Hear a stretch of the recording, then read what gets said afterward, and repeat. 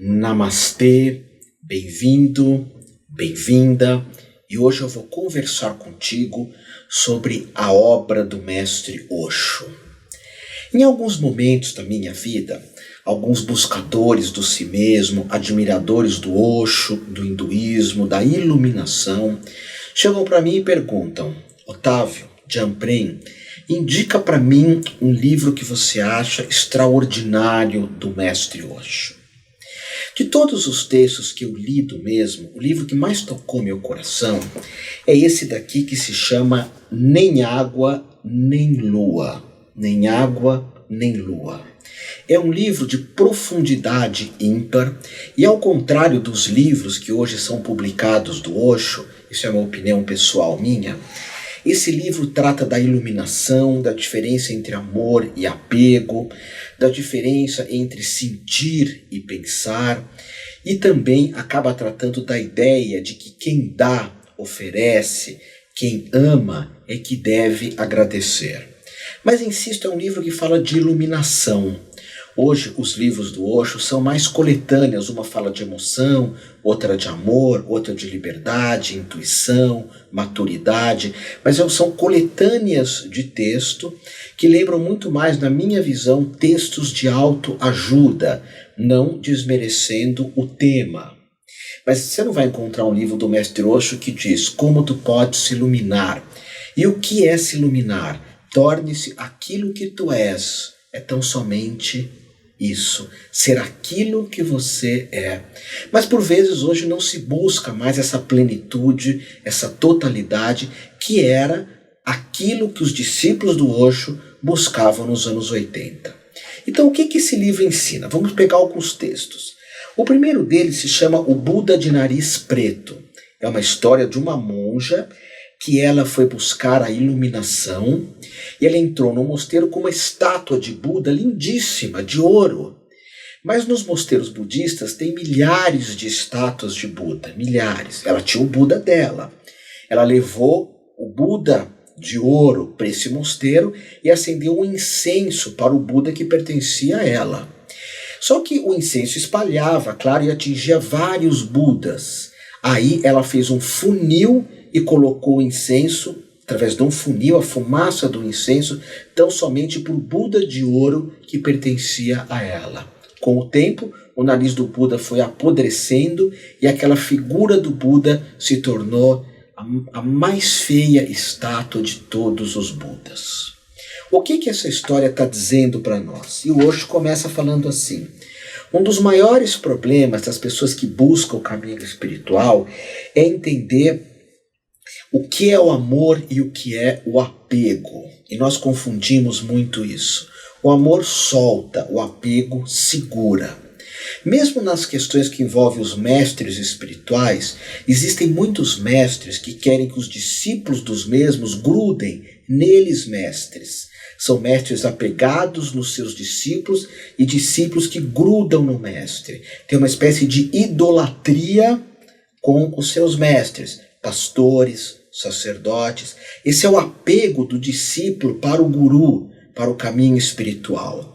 E existem mestres como Osho que sempre soltou as pessoas, que jamais admitiam qualquer tipo de idolatria, de adoração, ou de crer que ele, Osho, fosse maior do que os discípulos. E na vida nós também fazemos assim. Nós pegamos um relacionamento afetivo que achamos que amamos, mas somos apegados, e colocamos o nosso parceiro afetivo numa gaiola. E o que acontece? Não importa a beleza de uma gaiola, a gaiola sempre vai aprisionar. Tu podes pegar o pássaro mais lindo do mundo, ele voando. Tu colocas numa gaiola de prata, de rubi, de ouro, o pássaro morre, não tem carisma, não tem totalidade. Então esse texto, Osho, ele vai falar que nós fazemos canções sobre o amor, que nós fazemos poesia sobre o amor, que nós declaramos nosso amor. Eu amo Nova York, eu amo tal situação, eu amo aquela outra coisa. Mas nós tratamos as coisas como coisas. O marido trata a mulher como uma coisa, a família, os pais tratam os filhos às vezes como uma coisa, os teus dirigentes políticos nos tratam como coisas, todo mundo vai tratando os outros como coisas. E no amor, não. Há um profundo respeito, profundo respeito. Então o Osho fala que a possessividade, o apego, é o falso amor. E ele diz que o ódio, isso para mim foi muito bacana ler nos anos 80, que o ódio é melhor que o apego. Porque o apego tu pensas que é amor. Por exemplo, eu amo dinheiro. Será que tu amas mesmo? Ou é só apego? Ou será que tu amas a tua saúde? Se eu dissesse aqui todo dinheiro ou saúde, cuidar do teu corpo, ter uma vida plena. Então eu sempre pensava que eu amava, e depois eu comecei a ver que a gente está sempre apegado, e o apego é o amor falso. O amor verdadeiro é uma experiência tão intensa, tão real, tão transformadora. Uau, é uma experiência de êxtase. Eu que dou aula de Tantra, e é terrível dar aula de Tantra, porque as pessoas vêm me procurar Tantra buscando o sexo, o desejo. E o desejo só faz você se apegar. O amor liberta. Por isso até que a palavra amor ela vem do grego. O a em grego significa sem, amoral, sem moral, apolítico, sem política, anarquia, sem poder, ateu, sem tel, sem Deus, amor a, sem e mor, que da raiz grega mors, que é morte. Amor é quando uma coisa nunca morre, ok? Quando aquilo dura por demais. E o Tantra, que é lindíssimo, que nos leva a Ananda.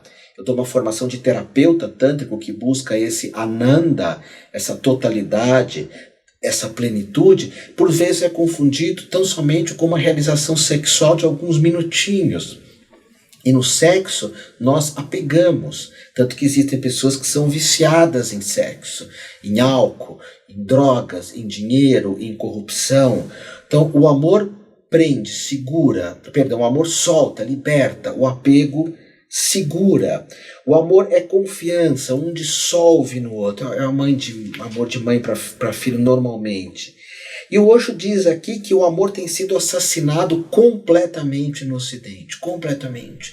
Eu amo meu carro, eu amo tal cidade, eu amo tal coisa. É lógico que é muito mais fácil as pessoas amarem um carro, amarem o dinheiro, amarem um tipo de roupa, amarem um ídolo do rock, um ídolo da música, do pop, enfim, porque não tem intimidade nenhuma, não tem troca nenhuma. E isso não é amor, isso é apego. É a sacerdotisa que pegou o Buda e colocou o incenso no nariz do Buda. E o Buda se tornou o mais feio de todos os Budas, ok? Segundo texto desse livro que eu acho o melhor do Osho, Nem Água Nem Lua. É um texto que diz: quem dá é que deve ficar grato. A história de um mestre que recebe uma fortuna de um discípulo. Aí ele põe de lado. Aí o discípulo fala: mestre, eu te dei muito ouro. O mestre fala: eu sei, está aqui.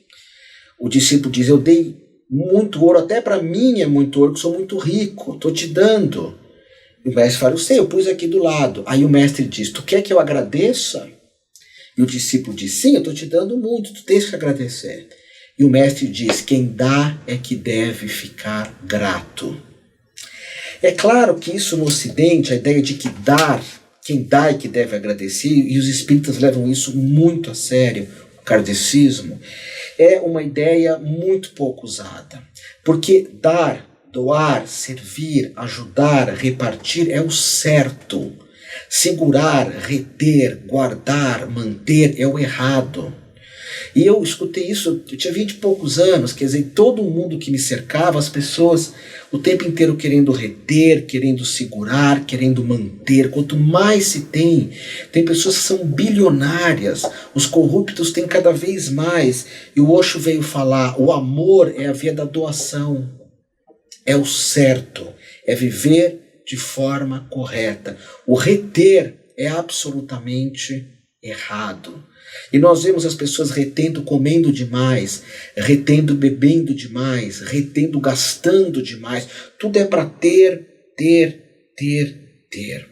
Agora, como que nós podemos pensar nisso quando tem que escolher entre o certo, que é o amor, e o errado, que é o manter? Então, quem dá é que deve agradecer. É lógico que o livro fala muito mais elementos aqui, né? Fala da liberdade, de quem se doa, que quem retém fica o tempo inteiro preso no que tem, uma espécie de tio Patinhas. O livro é muito profundo, nem água, nem lua. Agora, a primeira história do livro fez eu estudar Tantra, fez eu estudar o budismo, que é uma história de uma monja chamada Shiono, que é a história principal, que se chama inclusive Nem Água Nem Lua, essa história, que é o título do livro. É uma monja que ela estudou durante muitos anos. Ela entrou no mosteiro e estudou para se iluminar, para ter uma vida plena. E é interessante que essa Shiono, o nome dela era Shiono, ela era tão linda, tenta imaginar, que ela chegou no mosteiro e o abade falou: você não vai poder estudar aqui, porque você é tão linda que se você estudar aqui, todos os monges vão ficar perturbados de ver uma moça tão linda, não posso te aceitar. Mas ela queria tanto esse caminho espiritual, religioso, ela buscava tanto isso, que ela chegou lá pro monge e falou: eu vou, então, você me aguarda um pouquinho. Ela foi num vulcão e colocou larvas de vulcão no rosto. Ficou com o rosto todo manchado, né, queimado. Eu não sei se essa história é um mito ou não, ou seja, ela abre mão da beleza, da vaidade, e chega lá e fala: e agora, eu posso estudar? Então vocês já imaginaram como essa pessoa busca mesmo o caminho espiritual? E aí eu comecei a entender que existe o achador, que acha uma coisa ali, outra colar, e existe o buscador da espiritualidade. Eu vejo isso na minha escola, das pessoas que vão fazer terapeutas. Tem pessoas que querem fazer curso de... Eu sou um terapeuta, curso de 2, 3 dias, ou que desistem no meio do yoga, do aikido, do tai chi chuan, das terapias, vão largando porque não tem essa paixão. Jesus fala dessa paixão. Ela quer tanto o caminho espiritual que ela queima o próprio rosto. Mas ela fica estudando muitos anos e não atinge a iluminação. Quando ela está velhinha, ela está andando com um pote d'água na mão e ela foi buscar água no poço e ela começa a olhar para o reflexo da lua na água. Imagina ela com um copo d'água, ela olha para a lua, está refletindo na água. E ela começa a pensar que lua linda, que lua maravilhosa, e ela cai no chão e se esborracha. Quando ela cai toda aquela água no chão, a água espalha tudo pelo chão, e ela começa a procurar a lua na água. E ela percebe que a lua não está mais lá. Aí ela olha para cima e olha para a lua real, olha para as coisas como elas são. E ela diz: nem água, nem lua, somente o vazio em minhas mãos. E ela se ilumina. Essa história, o Osho falava que a iluminação é repentina. É lógico que existe uma iluminação que a gente chama do caminho difícil, que você faz yoga, tai chi, que é o caminho que eu sempre segui. Eu gosto do caminho difícil. Te dá disciplina, te dá força, te dá essa paixão, você vive tudo da vida plenamente. E tem o caminho fácil, que é você se aceitar como iluminado. Essas pessoas que têm essa aceitação, o corpo delas quase não mexe, são quietinhas, que é o caminho mais fácil, mas os dois são maravilhosos. E ela teve esse caminho que é o caminho mais do repentino. De repente caiu, nem água nem lua, e ela, uau, teve uma experiência mística, que é o Salmo 54, Tamu Adonai, a experiência de Deus, que São Tomás de Aquino, que foi o maior teólogo católico, ele escreveu muita coisa sobre Deus, volumes e vários volumes, foi o que mais escreveu sobre Deus e sobre Jesus, Tomás de Aquino, até que um dia ele teve uma experiência de Deus, ele se transformou naquilo, não era mais escrever, pensar, conversar. Existem algumas religiosidades que as pessoas falam de Deus o tempo inteiro, mas não se transformam em. E aí São Tomás de Aquino, depois que teve essa experiência, ele nunca mais escreveu nada, nunca, porque disse: não tenho o que falar, não tenho o que escrever, nada pode ser dito. Então a monja olhou aquela água ali, ela estudou por muitos anos. Ela estudou filosofia, estudou, a mente dela estava cheia de coisa. A mente era aquele baldinho cheio d'água, só com reflexos. Tu vai estudar sobre a Holanda, mas você nunca foi lá. Tu vai estudar sobre a Índia, mas tu nunca foi lá. Tu vai estudar sobre Tantra, mas não tem uma iniciação, não teve com mestre, não tem uma linhagem. Tu vê só o lado de fora. E de repente aquilo cai e ela diz: somente o vazio em minhas mãos. Quando eu li isso, eu comecei a perseguir de tudo que é jeito o que é o budismo, o que é essa iluminação. E uma resposta que eu tive foi no Reiki. Interessante isso, né? Uma resposta foi no Reiki, que a ideia do Reiki é que muitas pessoas... Bom, vamos por parte, né? Eu dou aulas de Reiki já fazem 24 anos, que é a idade da minha filha. E eu sou fascinado pelo Reiki, sou fascinado. Tem muitas técnicas de posição de mãos, de energia que vem da Califórnia, vem da Inglaterra, dos Estados Unidos, que ficam 1 ou 2 anos e desaparecem. O Reiki tem uma linhagem budista, uma linhagem de mestres. Japonês, quando mexe com coisas de cura, faz muito bem feito. Seja o shiatsu, japonês, chinês, tuiná, kung fu, karatê, tudo isso é muito bem feito. Kenjutsu, que é a arte da espada, que eu treino, com o sensei Ricardo Kanashiro, você tem que ter um nível de exigência. Você pode inventar um monte de coisa.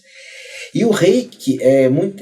Eu dou muitas aulas, eu nem anuncio aqui na Rádio Mundial o Reiki, porque é sempre lotado. E muita gente mesmo. E eu fico... Tenho muita... Quando eu termino de dar um curso de Reiki, eu agradeço demais as pessoas por confiar em mim, confiarem no Reiki. É uma técnica extraordinária. E alguns abandonam porque não praticam. Você precisa praticar aquilo. E outros porque têm expectativas que o Reiki cura tudo. E não, longe disso. Aliás, eu tô aqui na Rádio Rádio Mundial há 28 anos já. Eu nunca falei de cura, que eu tenho muito medo dessa palavra cura, porque não dá para curar tudo. E você sabe disso, você é inteligente. Se o Reiki curasse crianças com câncer, eu estaria agora aplicando. Mas a ideia do Reiki, por exemplo, é que aplicar Reiki na mãe da criança com câncer, e na criança com câncer também. Quem sabe cure, mas se não cure, que ela viva melhor. Essa é a função do Reiki, trazer mais amor, acolhimento. E a ideia do Reiki é esse vazio. Que a monja Shiono teve, às vezes eu estou aplicando o Reiki ali, vem essa experiência do vazio, que é o que a monja Shiono fala. Então, são 3 histórias que marcaram muito a minha vida. A outra é uma história de um filósofo, é tão bonita, é um filósofo que vem conversar com Buda. Ele faz um monte de pergunta para Buda e Buda não responde nenhuma pergunta, nenhuma. E o filósofo vai embora e agradece. Aí o Ananda, que é o discípulo de Buda, fala... O filósofo perguntou o que é a vida, a origem das palavras, a meditação, o que é o céu, o paraíso. Você não respondeu nada, você ficou quieto. E Buda diz: um bom cavalo segue em frente corre, somente à sombra de um chicote. E que é muito difícil o filósofo falar com Buda. Esses dias a monja Coen falou com o Leandro Carnal, eu falei: uau, isso é uma revolução. Porque toda a filosofia é baseada na mente. E todo o budismo, o hinduísmo, o Shan, essas tradições mais orientais, é baseada na não-mente. E esses caminhos se encontraram. É claro, quando o Karnal fala com a monja Coen, ele falha e ela praticamente só fica ouvindo. Porque existe muita falação. Não que esteja errado, mas a filosofia é mental, é verbal. Na Grécia eles conversavam no parlamento, de parlar, de falar. E os budistas nos parlamentos budistas ficam só em silêncio. Então o Osho nessa história foi muito importante, porque eu gostava de ler muito, eu ainda gosto, mas eu achei que eu podia me iluminar pela leitura, estudar, ler, encher a cabeça de coisa. E Buda chega e propõe o silêncio, ok? Então fica aí a dica para quem tem me perguntado. É lógico que não é só esse livro, tem a Semente de Mostarda, que é extraordinário.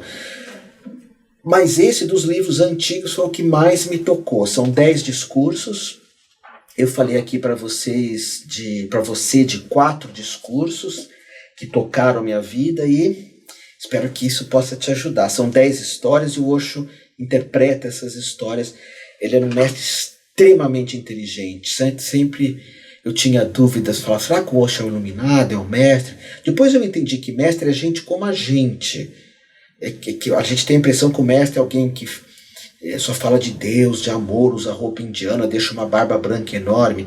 Se for mulher também usa uma roupa branca, uma mochilinha, e sempre fala de Deus e amor. E o mestre fala de Deus e amor, de impermanência, fala de sofrimento, de às vezes está irritado, às vezes está bravo, às vezes está amoroso. O mestre é tudo, é pleno, assim como você é e eu também. Importante regar essa plenitude e não recalcar. E eu achava que o Osho era muito bravo, muito irritado, como um mestre pode ser assim. Depois eu sei que é 100% assim. Até Chico Xavier se irritava, Dalai Lama, que é um mestre de verdade mesmo. E eu sempre, quando eu brigava com o Osho, eu falava assim, será que ele é um iluminado mesmo? Mas depois eu percebi que mesmo que não fosse, não sei se é ou não é, não sei o que você pensa, fez muita bobagem, sim, fez muita coisa boa. O iluminado erra muito. Mas era um cara muito inteligente. Esse livro está a inteligência dele, ok? Se tu gostou desse discurso também, tu pode vir fazer o Reiki, que eu dou essas formações na Humaniversidade. Minha escola é humaniversidade.com.br. humaniversidade.com.br. E lá nessa escola, eu dou Reiki como os budistas dão, buscando esse vazio, esse silêncio, com muito respeito, vendo o Reiki como algo sagrado, como algo divino. Aliás, toda a minha escola, né, é baseada nessa visão do sagrado, do transpessoal. Jamais fazer um comércio de toda essa visão espiritualista e nem da área terapêutica, que por vezes você vê muito comércio. Então nós temos formação de naturopatia, são formações longas, precisa ser um terapeuta de verdade, não um terapeuta meia tigela, que quer tudo meio miojo, tudo muito rápido, como diz hoje o Bial e o Cortella. Temos formação em yoga, formação em Qigong, formação em astrologia e muita coisa online.